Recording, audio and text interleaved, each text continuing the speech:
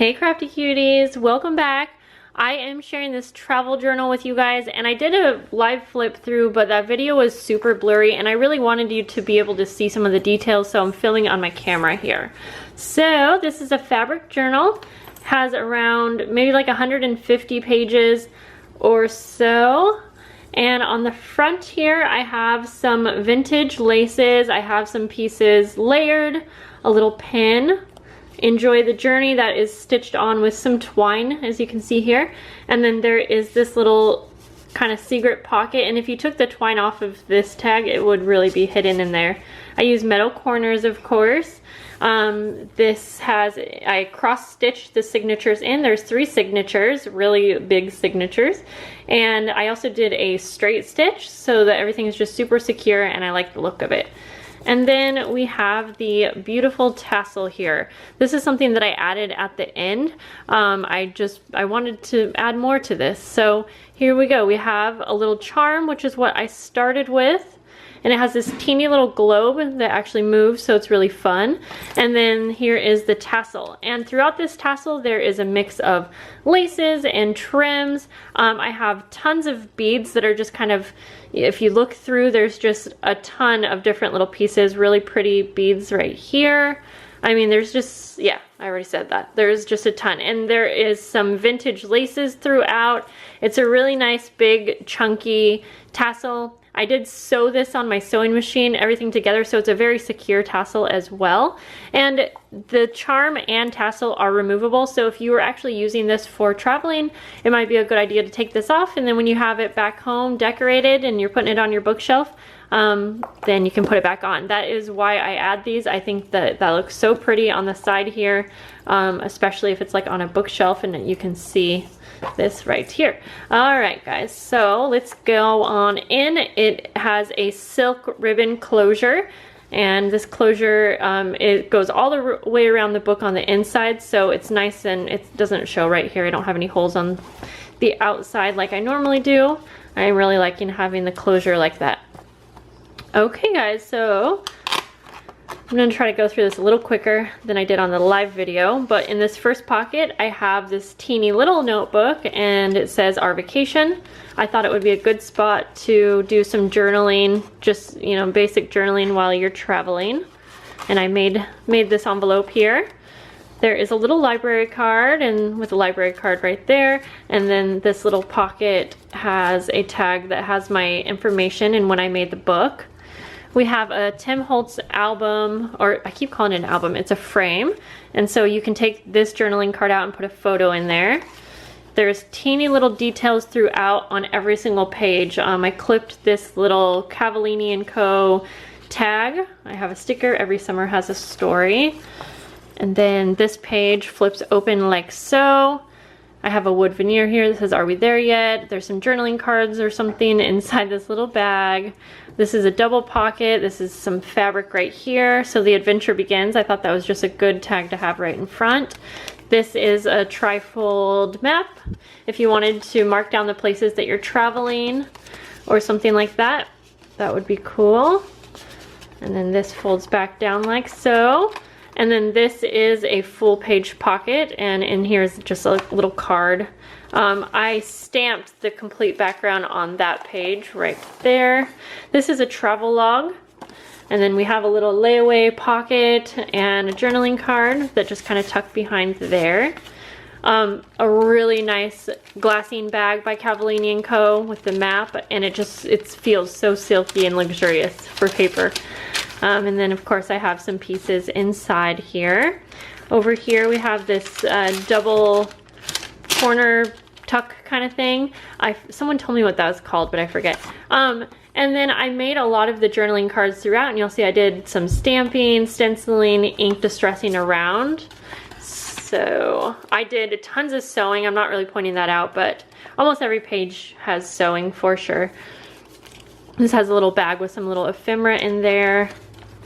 A little clear pocket for a photo or something. A vintage book page. Had like this map. I thought that was kind of cool. And then this is a full page pocket as well. Another little card in there.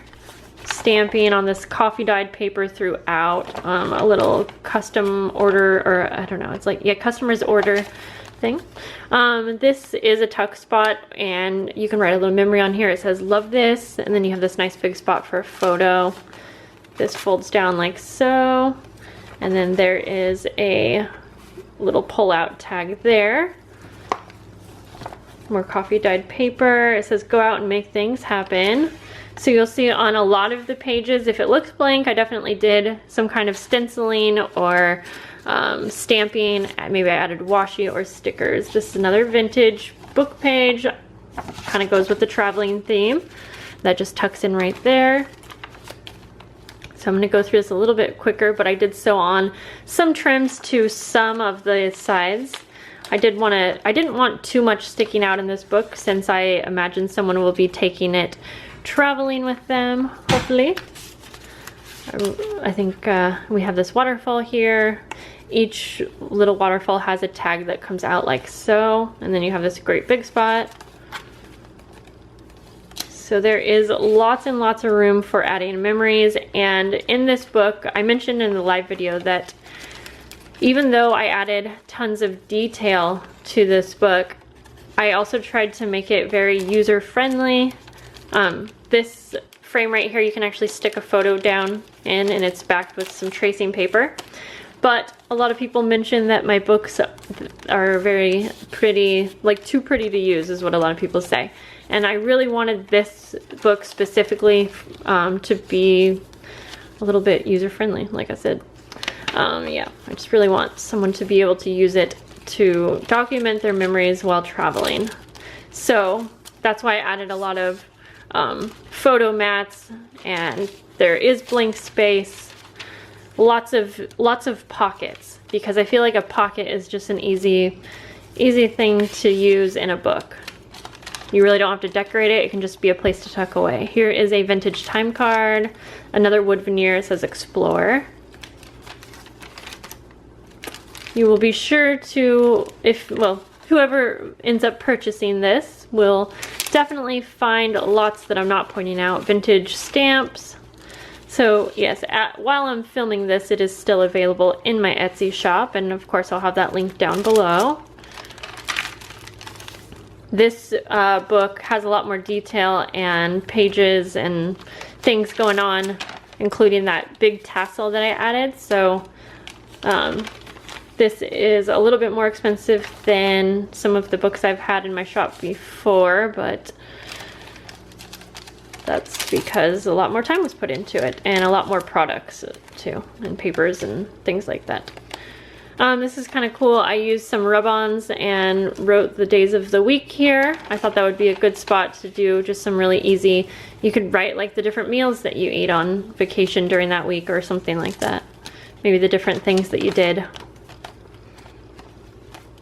I try to think about it as if I were using it, like if I was going on vacation. I really try to have kind of a plan for every single thing in this book, you know, was thought through. I didn't just randomly think, oh, this paper is cool, I'm gonna add it in. Like I think of how it's going to be used. This opens up, it's a little envelope, and then of course a little tuck spot behind with another journaling card that I made. Lots of little fold outs as well. So yes, I loved making this book. It was hard to stop. That's why I kept going and made this one bigger, and I added a lot more in this one because I couldn't stop myself. And then this is a little expandable pocket, and I thought that's such a great thing to have in the back of a book because it's just an easy spot to throw some, you know, little pieces, tickets or things like that that you got throughout your trip. And so you can see it's definitely chunky. However, there is a lot of space and areas that you can add your own things, and since it has this closure here, you will definitely be able to tie everything in.